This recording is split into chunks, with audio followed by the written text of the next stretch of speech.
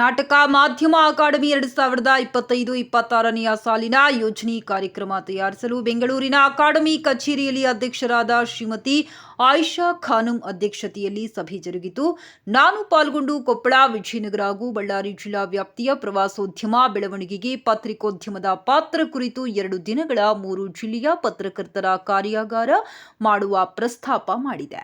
ಕ್ರಿಯಾ ಯೋಜನೆಗೆ ಸರ್ಕಾರ ಒಪ್ಪಿಗೆ ಬಂದ ನಂತರ ಕಾರ್ಯಕ್ರಮ ಆಯೋಜನೆ ಬಗ್ಗೆ ಅಧ್ಯಕ್ಷರಾದ ಶ್ರೀಮತಿ ಆಯಿಷಾ ಖಾನಂ, ಕಾರ್ಯದರ್ಶಿ ಶ್ರೀ ಸಹನಾ ಮೇಡಂ ಹಾಗೂ ಎಲ್ಲಾ ಸದಸ್ಯರು ಒಪ್ಪಿದ್ದಾರೆ. ಅವರಿಗೆಲ್ಲ ಅಭಿನಂದನೆಗಳು. ಕೆ ನಿಂಗಜ್ಜ, ಪತ್ರಕರ್ತರು ಮತ್ತು ಸದಸ್ಯರು, ಕರ್ನಾಟಕ ಮಾಧ್ಯಮ ಅಕಾಡೆಮಿ, ಬೆಂಗಳೂರು.